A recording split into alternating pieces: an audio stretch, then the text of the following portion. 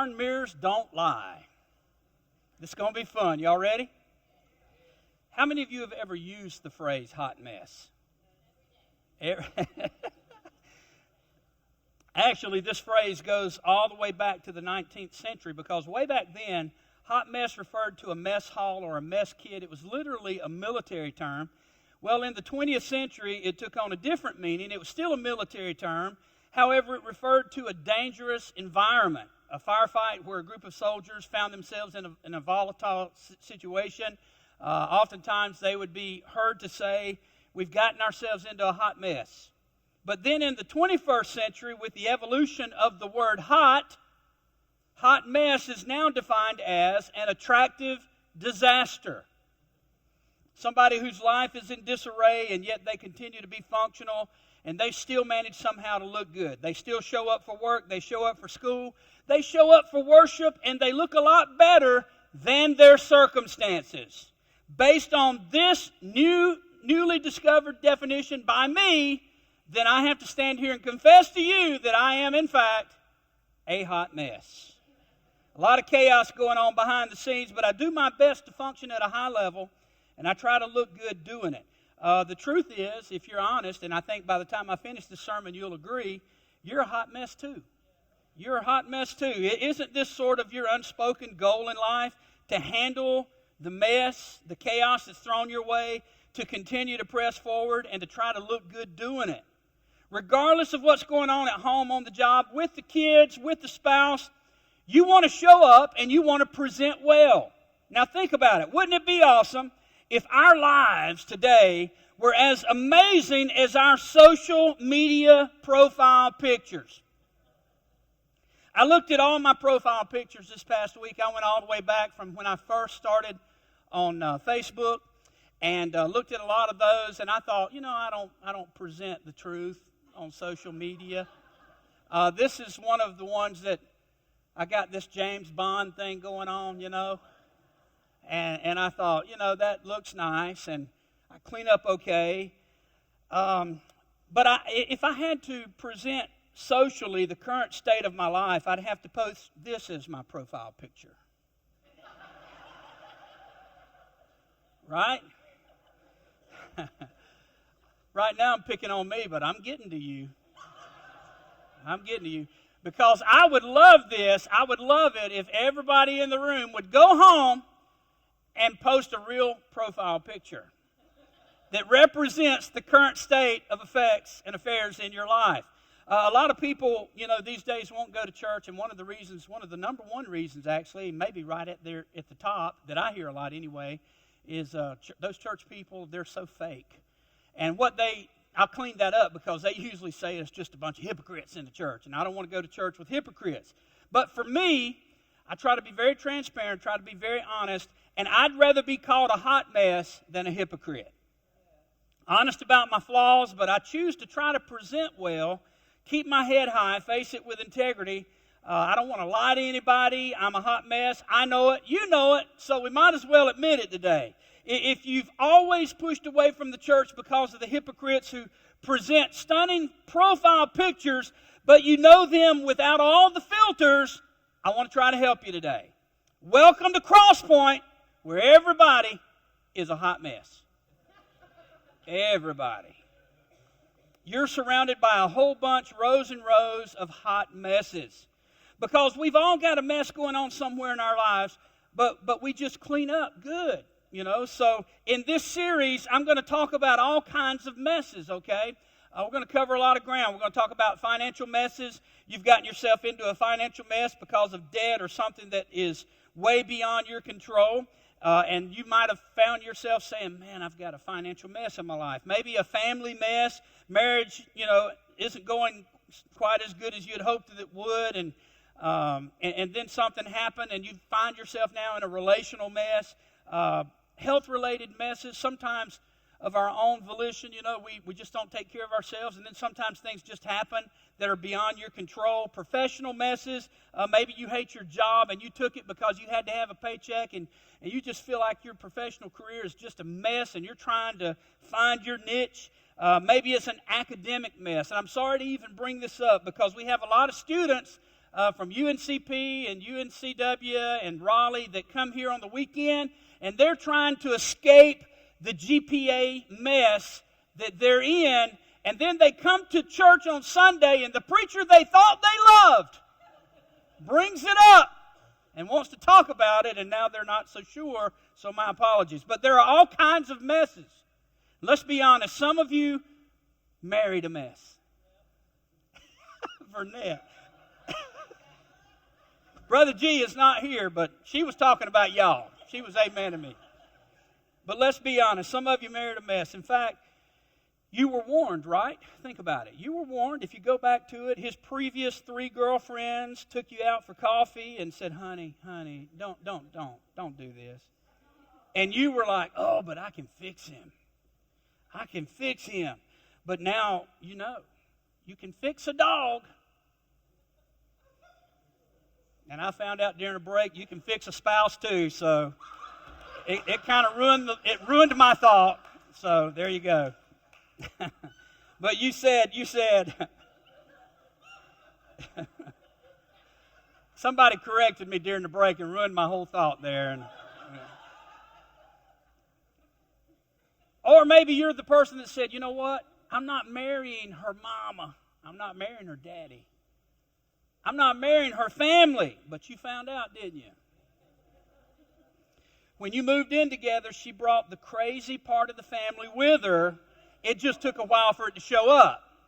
Because, you know, you married the whole family, whether you, and I've preached this in a series before, but you married the whole family whether you realize it or not, because we're all a product of our environment on some level, and if you don't have a plan to flush that, it has a tendency to stick around. Now, maybe life is good for you right now, and you're going, you know, this series isn't relevant for me. I don't have a hot mess in my life right now, but let me just warn you, you're just one dumb decision away from creating a brand new hot mess in your life.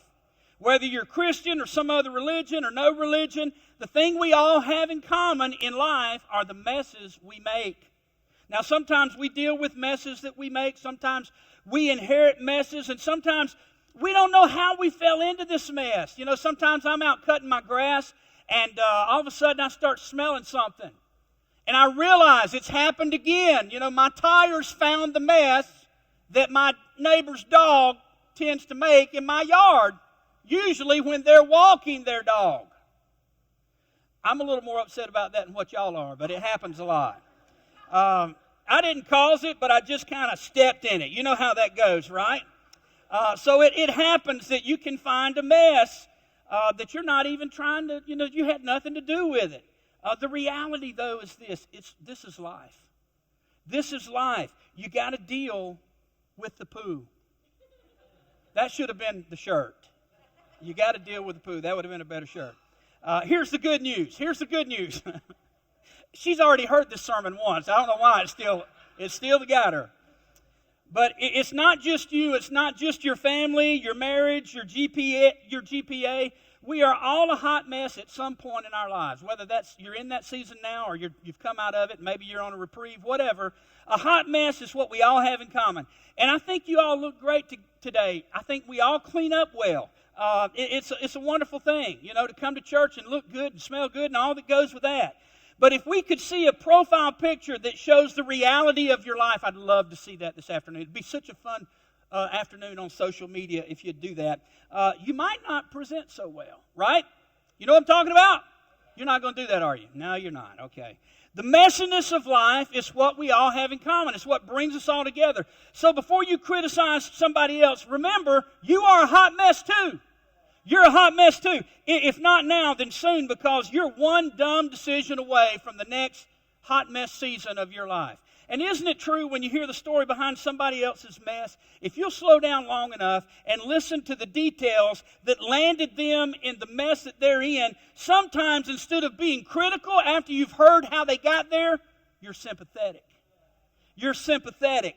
And in fact, being sympathetic is far better than being critical. And as we look at what Jesus had to say today, we're going to discover that we shouldn't be so critical, and when it comes to other people that are a hot mess, we should be often more willing to be a student of their mess than a critic of their mess. Jesus said, before you get all wound up about the mess in somebody else's life, he said, go look in the mirror because those darn mirrors don't lie.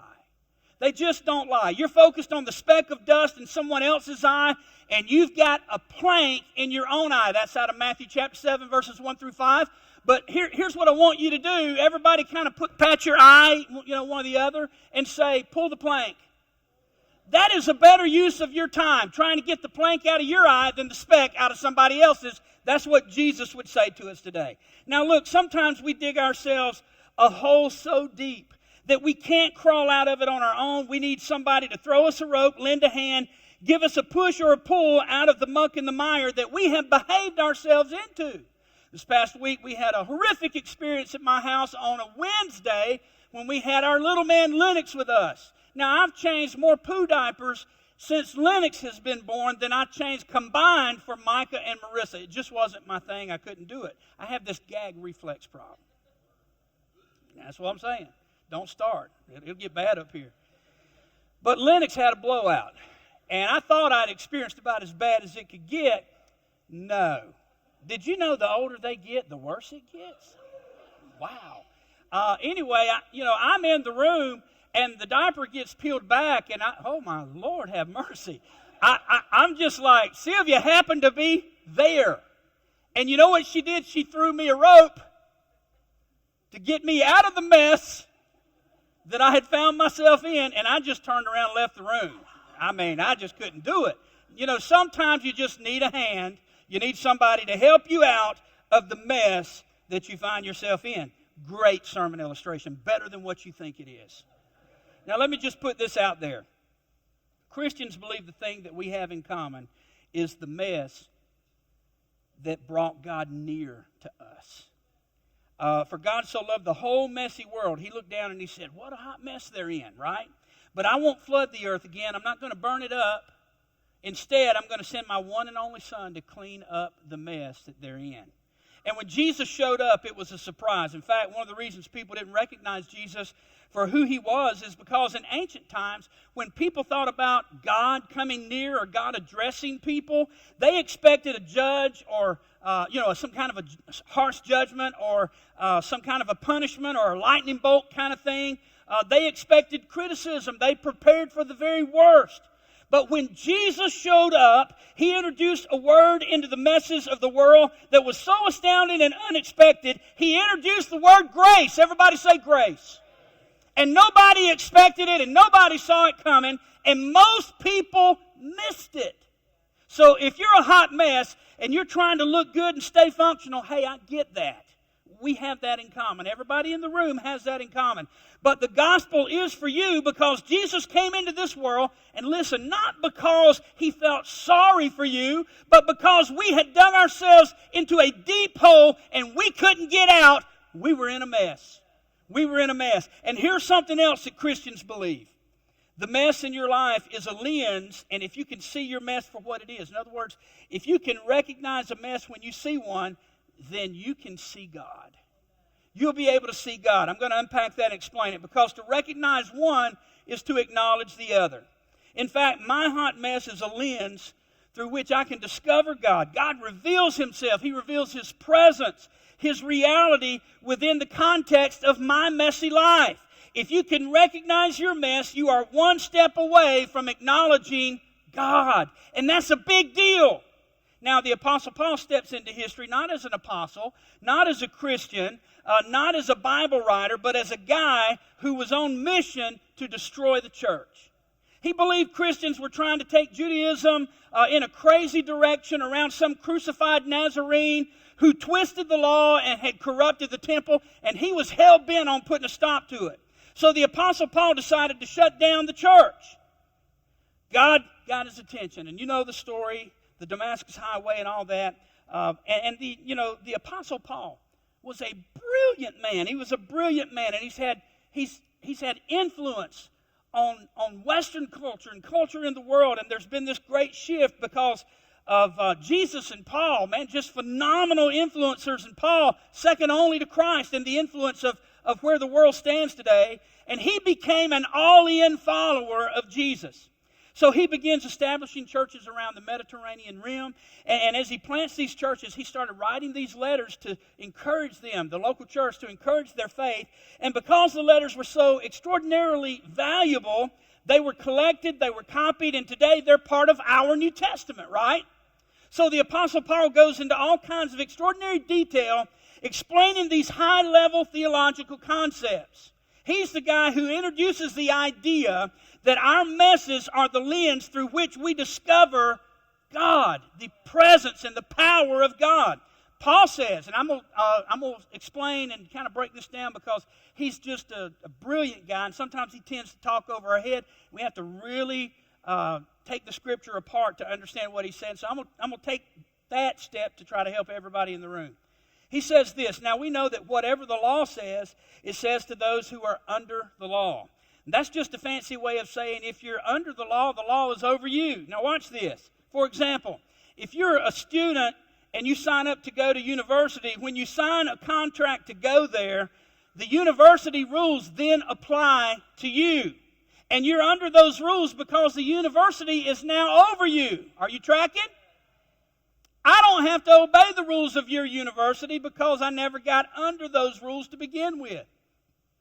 Paul says that whatever law you're under, that law is over you, and he's talking specifically here in context about the law of God.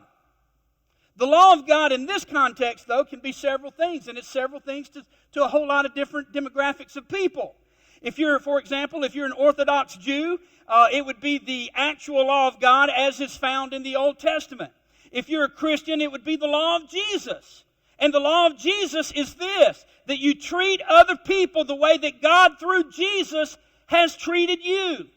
And because we've made a mess in different areas, and we have that in common in different areas of our life, all of us fall short of the standard, either God's standard, the Old Testament standard, the New Testament standard, and we always have a lot of people here that are not Christians every weekend. It's a great place for seekers to come and lean into faith.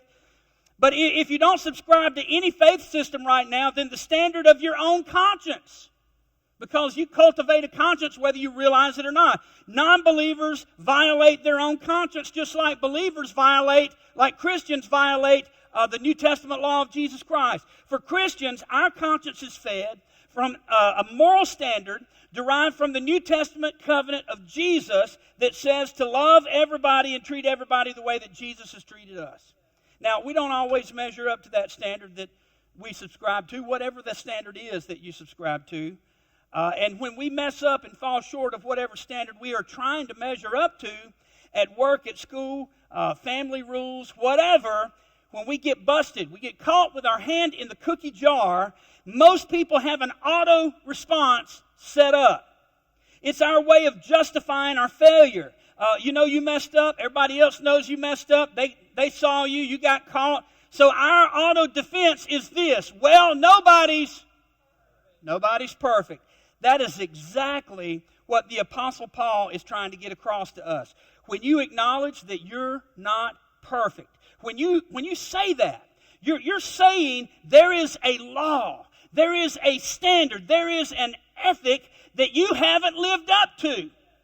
It exists, and you're saying, I've fallen short. Now, whenever you acknowledge no one's perfect, you're acknowledging that there is a perfect. Let's talk about it. There it is, and I'm not that. And there's a subtle sense of accountability to something that is over you, and you're under that. Paul goes on and he says this. He says, now we know that whatever the law says, it says to those who are under the law, so that what? Is the purpose so that we can be perfect people? He says, no. That's not the purpose at all. So that every mouth may be silenced. Ooh, it's tight, but it's right. It's going to get good up in here. Here we go now. So that every mouth may be silenced and the whole world, that's everybody in this room and everybody outside of this room, so that the whole world would be held accountable to God. Not accountable to PT, not accountable to you, not accountable to somebody else, but the whole world would be accountable to God. Paul says there is a law that we are all aware of in some specific or general way, and we know that we all fall short, and therefore we all are going to feel accountable. But he says there's good news, because the reason for the tension and the guilt, listen now, so important. The reason for the tension and the guilt isn't so that you're going to be perfect. It's not so you can be perfect. That's not his point at all. The point of the law, the mess, the chaos, or the tension is so that we would all be silenced, especially when we're about to look at others and be critical of them, because now we realize that we fall short too. We're all a hot mess. Let's just say that. We are a hot mess. Say it. Let's make it very personal. I am a hot mess. Telling you, no one has room to be critical of others. We're all accountable to the source of the law that we fall short of, whether it's God, whether it's your conscience, whether it's Old Testament, New Testament, whatever it is, we're all accountable to that law, and we're all going to fall short of it. This is why Jesus says, before you judge somebody else, you need to look in the mirror. You need to look in the mirror. And when you look in the mirror and you see that big plank in your eye, wouldn't it be wise to just be silent? And that's just a nice way of saying, shut your pie hole. Right? Because the whole world is held accountable to God. And then Paul says this, therefore no one will be declared righteous in God's sight by the works of the law. In other words, you'll never be so good at trying to measure up to the law on your own that God will ever look at you and declare you righteous or good enough. You're always going to fall short. You just can't keep it. Now look at this. Rather through the law, whether it's God's law, the law of your conscience, whatever it is that you believe that you're under that's over you, through the law we become conscious of our sin or of our failure. Now maybe this is why you don't like church. I don't know. It's one of the reasons you quit going to church. Nobody likes to be reminded that they don't measure up or that they're not what they ought to be, and people don't like hearing that these days. But listen, Christian folk, there's no way to escape this. There's no way for non-Christians to escape this, because they all subscribe to some standard. Because I'm a Christian, though, when I read the New Testament, I'm reminded that I don't love my neighbor like I should. Right? I don't forgive like I should. I hold grudges when I shouldn't. I'm reminded of the standard because the Scripture, the law of God, is a mirror, and mirrors don't lie. And aren't you thankful that they don't laugh? That's a wonderful thing. So let me ask you a question, and this is uncomfortable, but this is a good question. What standard are you under? What standard have you placed yourself under? Is it the Old Testament, the New Testament, another religion, your conscience? Whatever it is, what does the standard that you're under remind you of? In other words, how does it poke you and prod you? How does it remind you? And usually, isn't it usually the same thing, whatever it is, over and over, that it keeps reminding us of, it keeps poking us, usually an area of our lives where we've fallen short, right? Isn't it that habit that you can't break, the addiction that you just can't seem to quit? You've told your parents, I'll never do it again, but you keep finding yourself right back in the same mess that you were in before. Because in that moment, you're experiencing the law for the exact reason that God gave it. It's a mirror and it's a reminder. It's a mirror and it's a reminder. And then 3 verses later, he gives us his bottom line. Paul sums up this argument and he says this, for all, everybody say all. And this isn't just for religious people, he says, for all have sinned. That's the big Bible word, right? What do you mean sin, Paul? Can you break that down for us? And Paul says, sure, I'll break it down.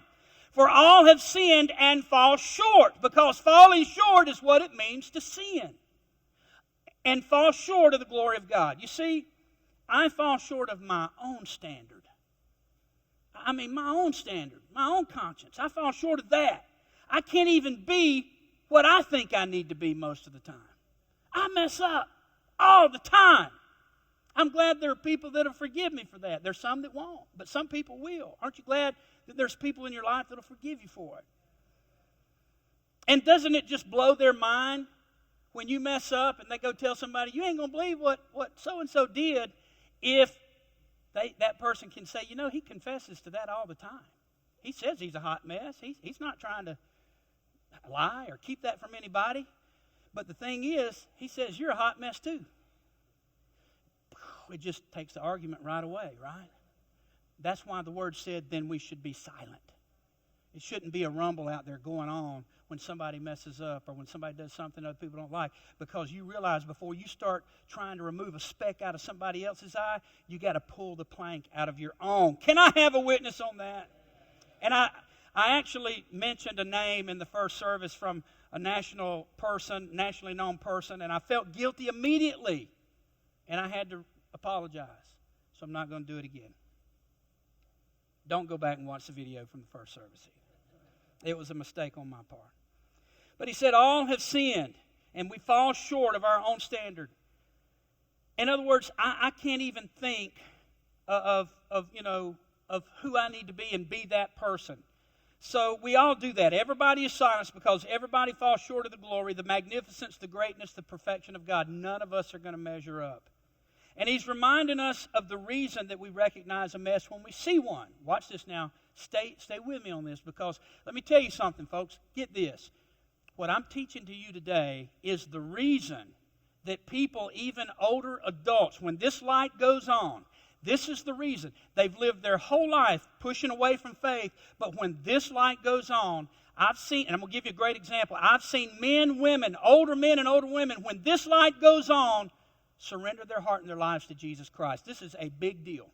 It's a huge deal, and if you can get this, it'll just open up your world to the power and the presence of God. In other words, everybody is silenced because everybody falls short of the glory of God, the magnificence, the greatness, the powerful perfection of God. And he's reminded us of the reason. He's reminding us of the reason. It's because every mess has a reference point. Watch this now. You know what the marriage is supposed to look like. You know how you should behave and how you should respond.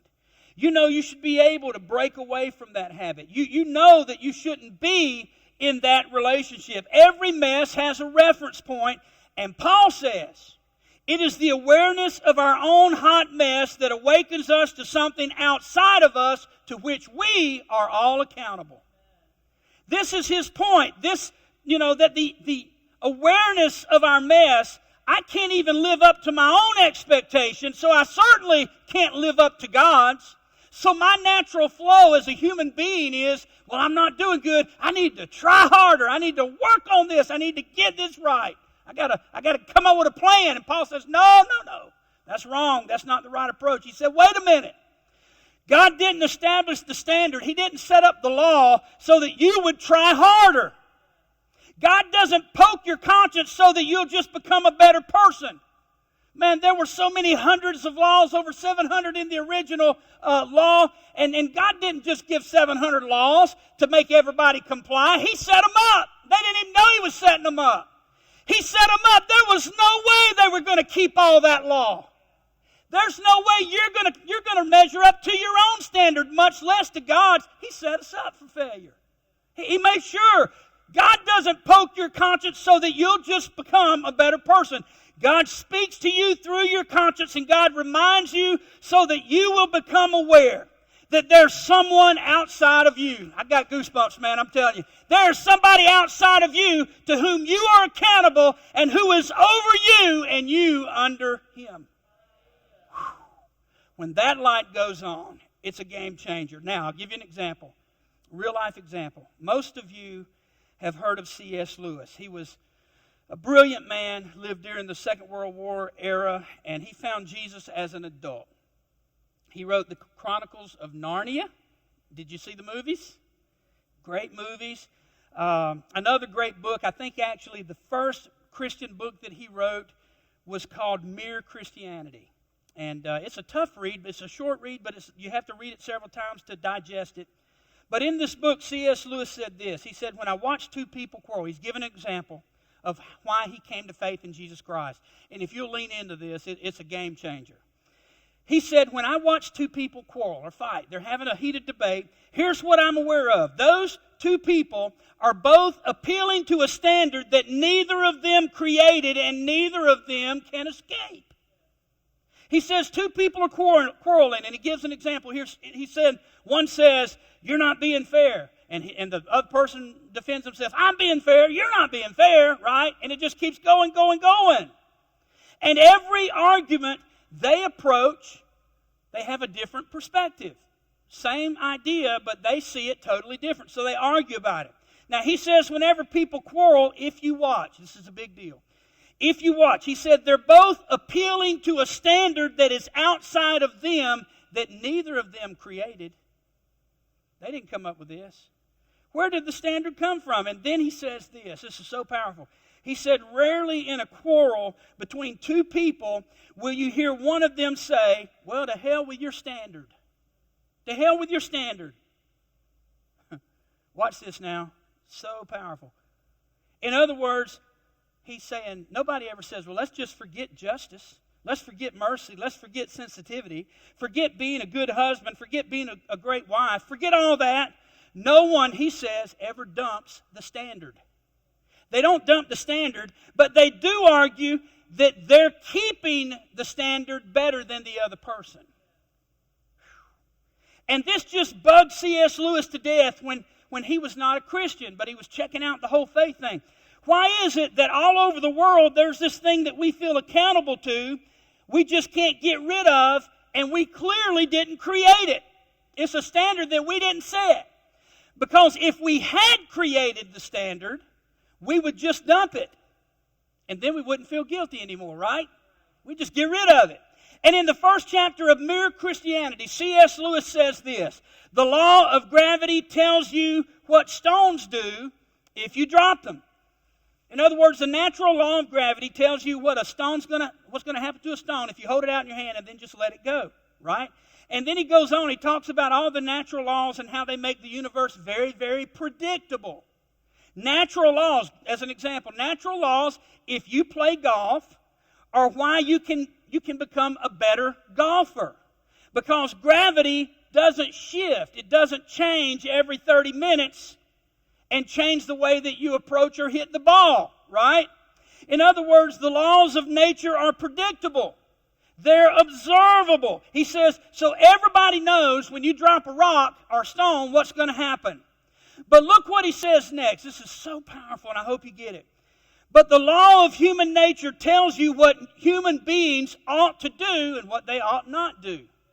The law of human nature says if you're kind and gentle, if you're good to people, life goes better. If you eat right, things go better. If you refuse to become addicted to anything, things go better. In other words, we know what the laws of human nature are, which remove the tension from our humanity if we just abide by those laws. Are y'all tracking? Still with me?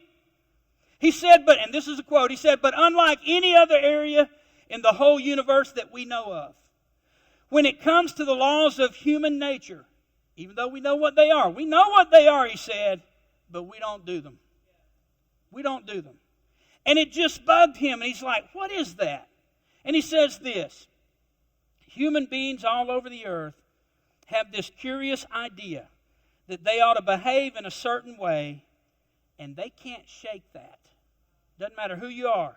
Those who do know the penalty for doing so, right? Average people never say, I shouldn't be sensitive. Sensitivity's stupid. I shouldn't honor other people. That's stupid. Or I shouldn't be fair. That's just stupid.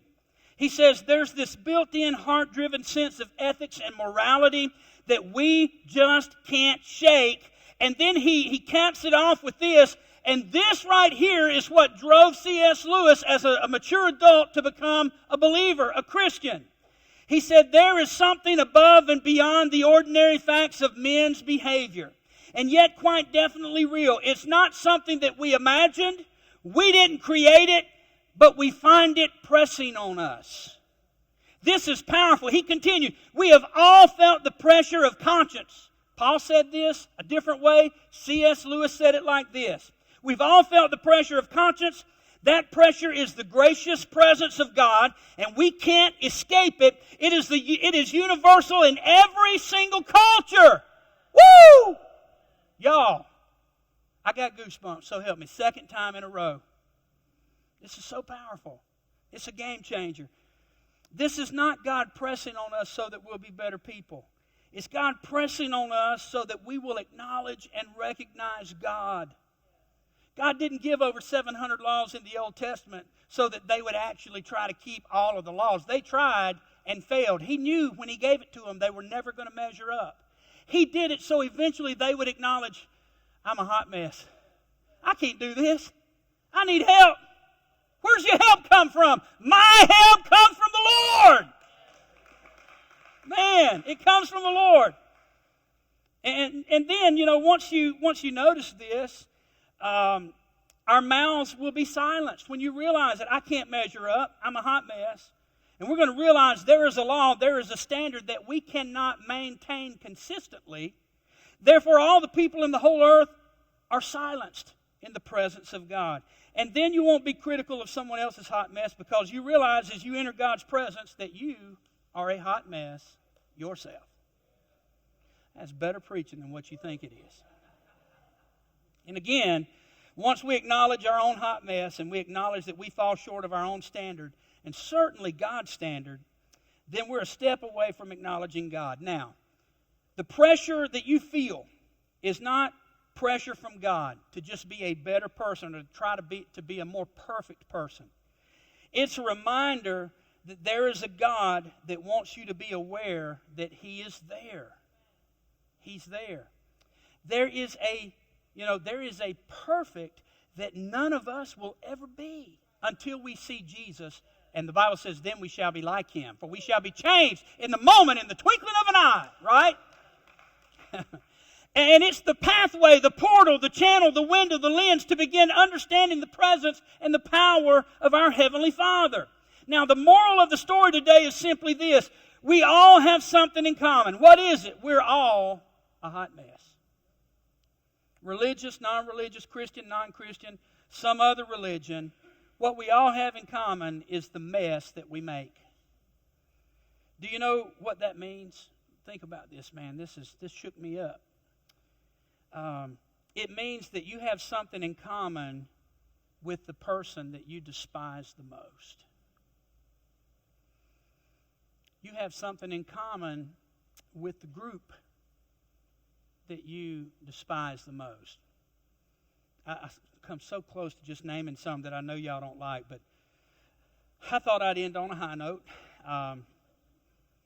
But I've got some good news for you. Paul says this, when you recognize you are a hot mess, you won't be critical of others, you will remain silent. You'll remain silent. Wouldn't it be awesome if people would just realize that? And you know how to take their argument away? Go ahead and admit, I'm a hot mess. I mean, where do they go from there? I stand up here all the time and I tell you, look, I'm the most imperfect person I know. I mean, I don't get it right. I'm very transparent about that. And if you want a preacher that's other than that will lie to you, go somewhere else. Because here we're going to tell you the truth. We're all a hot mess.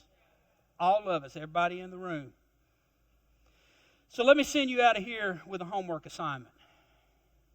This week, when you see somebody, second part of your homework assignment, because the first part, don't forget, change your profile picture. Let's be real. Oh, and tag me in it. Just hashtag my hot mess. Please, please make my afternoon grand. Let's do this. Let's do it. Come on, people. Let's be real. Let's be real. My hot mess, and post a pic, okay? You don't have to make it your profile picture, but that would be so much better. So here's the homework assignment, part 2. When you see somebody making a mess this week, listen, folks, if we could get this, it would bring harmony to the world like you have never seen. People that are mad at you and upset with you, they'll calm down if we could just get this. If we could get it, if you could get it, if the world could get it.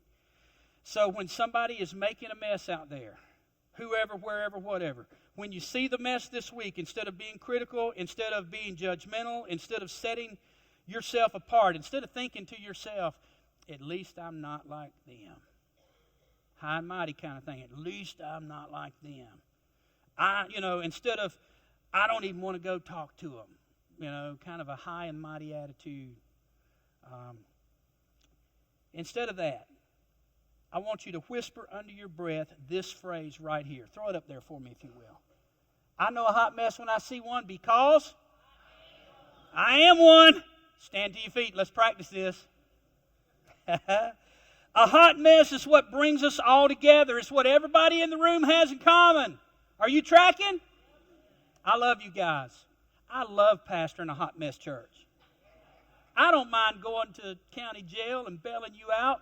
If Sylvia gets a bonus, we'll set it aside and we'll save it for you because you're a hot mess.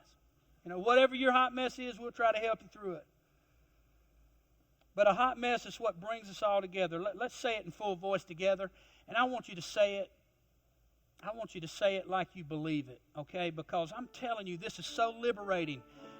When you can admit this, when you can admit, hey, I'm a hot mess, let me tell you what you do. You disarm those. You disarm your detractors. They don't have anything else to argue against you. Why am I so transparent? I stand up here every week and tell you I'm a hot mess. I don't use that vernacular or that verbiage, but you know it, and I know it. I don't get it right a lot of the times. And it just disarms people. They ain't got nothing to throw at you, you know.